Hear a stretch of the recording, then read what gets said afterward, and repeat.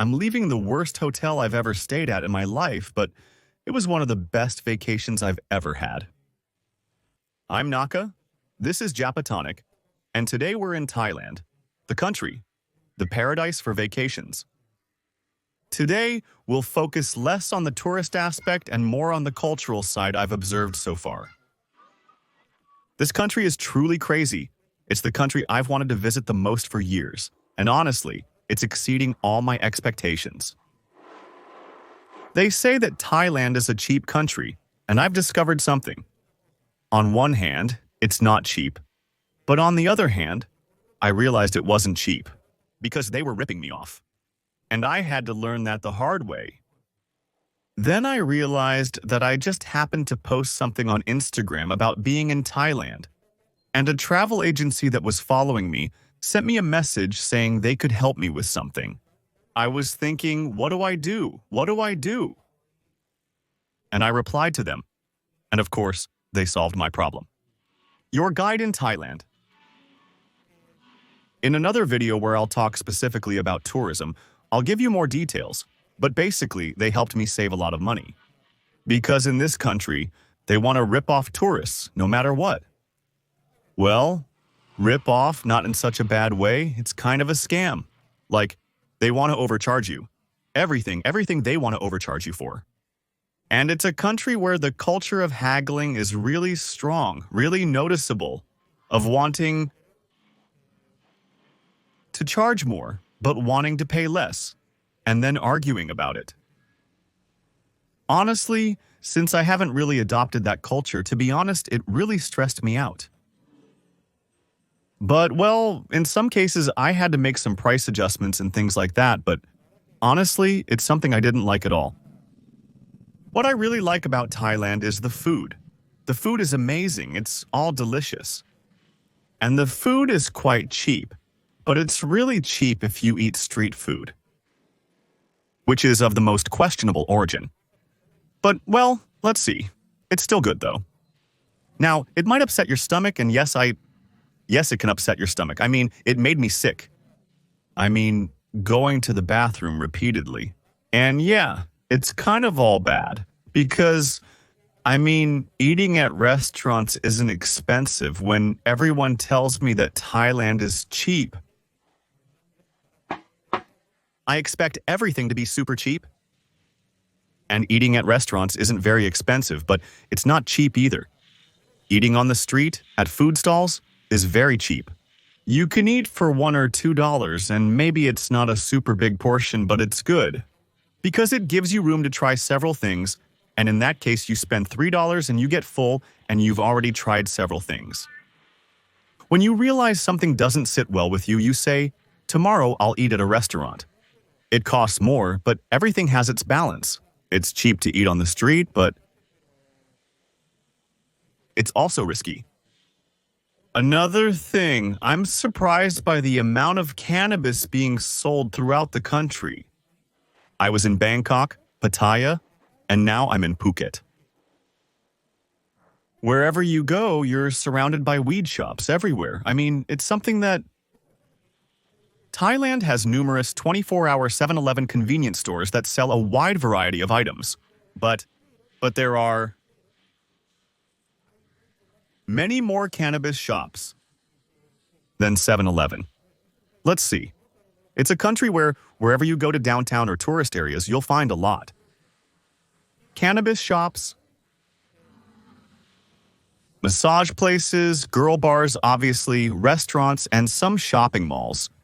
But also, there are music bars where bands play as well.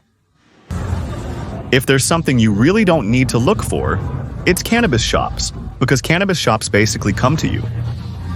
They're everywhere, look.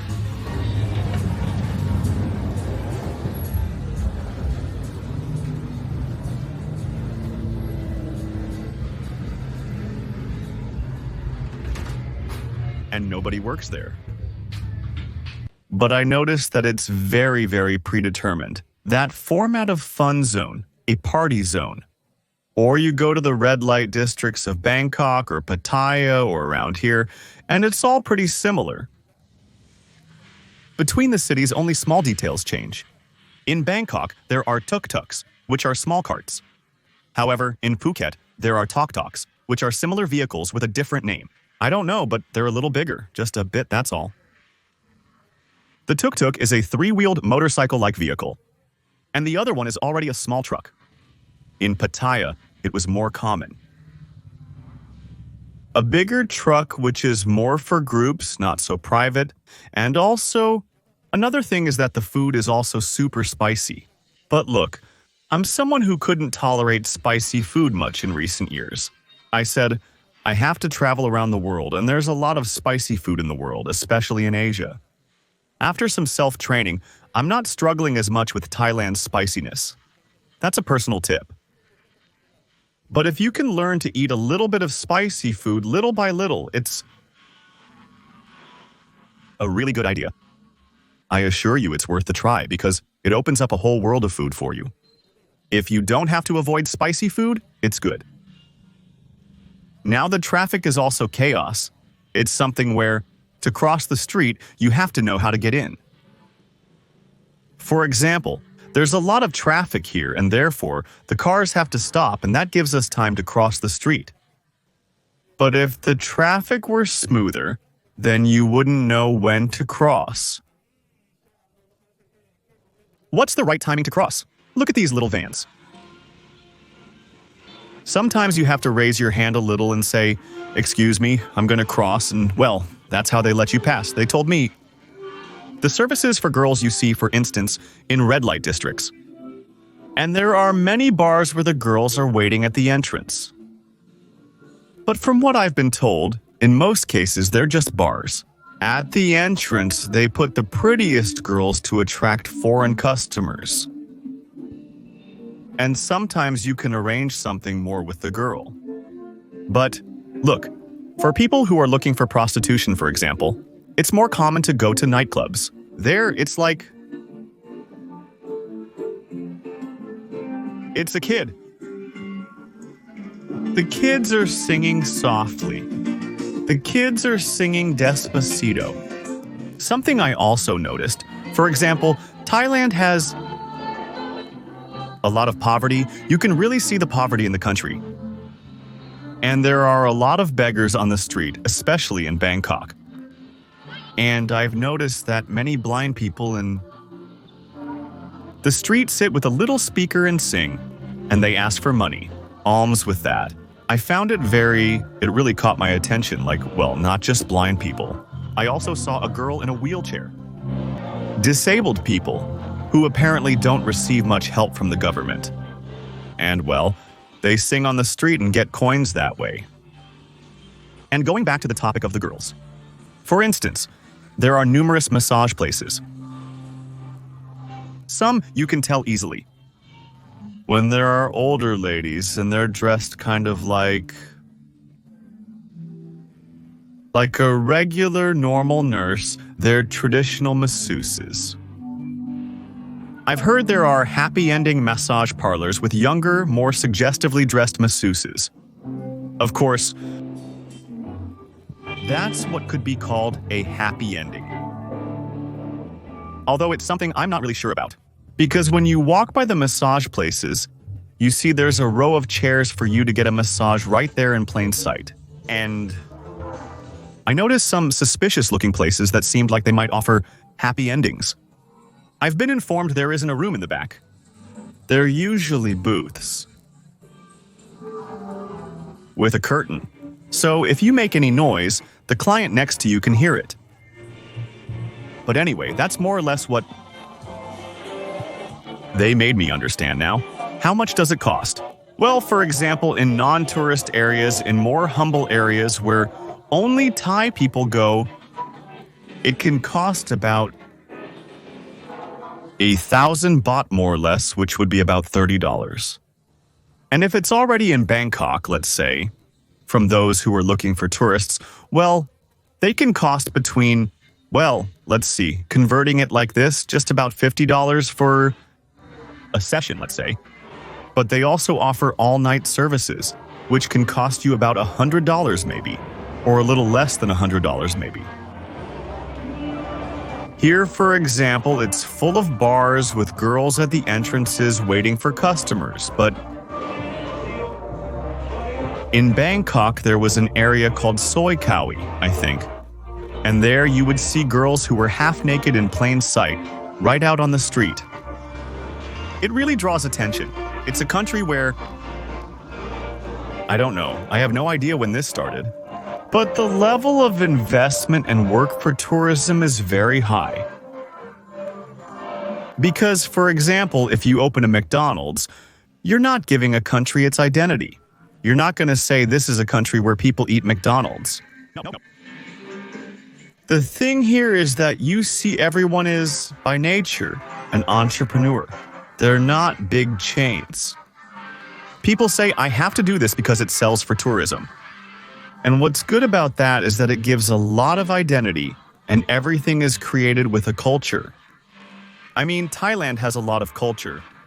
The culture of tuk-tuk, the culture of street food, the culture of the ping pong show. I mean, today with Ki-chan, after recording this, we're going to see a ping pong show. Let's see how it goes. And there they told me, for example, that they can rip you off with the price. Be careful, they told me, because sometimes they say the show is free, but you have to buy something. And sometimes it happens. I don't know. They say $2 a drink, but actually it is 20, and they can rip you off with that, with the price. And that's something I've also seen as something to watch out for in Thailand. If they tell you a price before going to a bar, when you're at the bar, you have to check the price again, because you might say, you told me $5, and then they'll say, no, but here it says 20. And that's a trick the Thai people use. And the good thing is that despite the poverty in the country and that culture of wanting to have a little more money, that thing of kind of wanting to rip off the tourist, despite everything, it's an extremely safe country. The only problem it really has is that you might end up getting ripped off, that they might overcharge you for something. But I've heard it everywhere, friends have told me. I've seen videos on YouTube or from my own personal experience. Honestly, at no point was I afraid that something would happen to me or that I might get robbed. On several occasions, on the beach, we left our things around and there was no problem at all. What you don't know is whether you can trust the other tourists, because here, everywhere you walk, there are tourists absolutely everywhere. From countries like that. Maybe I wouldn't be surprised, but luckily, fortunately, I didn't see any cases of child exploitation. There could be some, but at least I didn't witness anything like that. At most, I might have seen a kid helping their parents at a street food stand, which I don't think is a bad thing. Well, in the case of mothers who were begging on the street, carrying their baby, yes, I have seen that. Now, what I did see, which I didn't like very much, surprised me. But at that moment, it was a mixed, bittersweet reaction. Because I saw elephants for the first time, but the thing is, I saw them walking on the road, on the street. And I said, this can't be, this isn't their natural habitat. They were being handled by people who were taking them somewhere. Let's see. I can't say more without knowing. I don't know. I hope that they're not being exploited. I went to a place that was also really nice, called the Sanctuary of Truth, which was one of the few traditional tourist spots I visited. I loved it. And there was an elephant there for tourists to ride. I don't know how anyone can defend that, but it wasn't very nice to see. Yeah, it was impressive to see an elephant walking there, but what do I know? Here, for example, there are a lot of girls offering massages, but well, all the couches are there. Maybe the elephants were being exploited, but the good thing is at least when it comes to food. Even though there's a lot of food we could call exotic, it's exotic because it has unknown spices, strange flavors that aren't common, which is all really great. But luckily, there are no exotic animals. It's not a country where people eat dog meat or anything like that. I think the strangest thing I've seen was duck. No, there weren't any strange meats, luckily. What there is, though, are a lot of Muslim and Indian restaurants. There are many, many, many Muslims and Indians, both living there, working, and as tourists. You see all kinds of people. Another thing, for example, is that even though the traffic is chaotic, you don't hear a lot of horns, which really surprised me. In Phuket, I heard a bit more, but in Pattaya or Bangkok, the traffic is chaotic. For instance, you can rent motorcycles without a license just by showing your passport and go out for a ride. I wouldn't recommend driving here to anyone, not even the crazy, as it is very dangerous. Because, you already have to know and understand how people drive here. Because also, when we took the first tuk-tuk, I was surprised because he would go into every little corner. Be careful, or you might hit someone if you don't pay close attention. But in general, people don't usually honk their horns. And honestly, I think that's very appropriate because, of course, honking doesn't make the traffic move any faster. Speaking of, for example, transportation. The subway in Bangkok works very well, it's very well maintained, it's very cheap, but a little bit scarce. It doesn't go enough to the places you might need to go.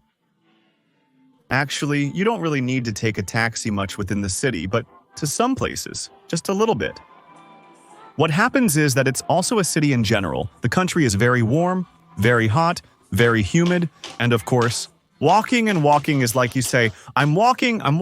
No, my friend, you lose. 2 liters of fluid. Walking 5 blocks kills you. Another thing I forgot, yes, there are a lot of ladyboys, but not that many. Surprisingly, there aren't as many as I expected. Some people claim that excellent surgeries can go unnoticed, but I have no personal knowledge on the matter. What I liked is that I have seen a lot of trans people doing regular, everyday jobs. For example, tour guides, working in stores, all kinds of jobs. It's like the ladyboys aren't stigmatized, like they're only supposed to do night jobs, let's say. And that's something I really liked. You see them everywhere. It's pretty normalized, and it's good. I liked it. Point for Thailand. Here they offer shots with real guns. It costs about $20 to shoot rifles. Well, the ping pong show won't let me show it, but it's there. There's a person who offers it, and even lends me the little sign and everything, but they can't show it on camera.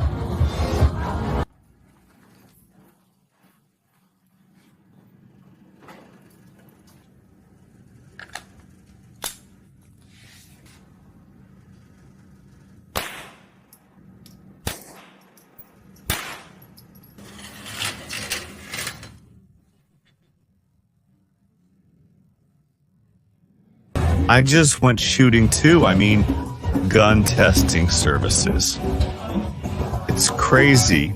I've never touched a gun in my life, and suddenly I'm holding a rifle. I'm leaving the worst hotel I've ever stayed at in my life. This drain. For the shower kept getting clogged, so I took off the cover so the water could flow. The toilet is half broken. When you move the handle, water keeps coming out. And, well, I always have to be opening here. And moving the plug inside.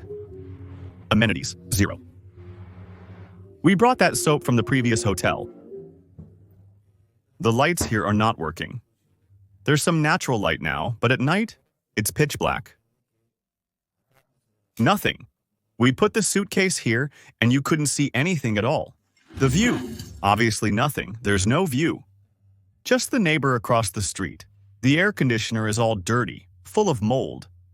The television doesn't have a remote control. You have to turn it on from here. The elevator is here.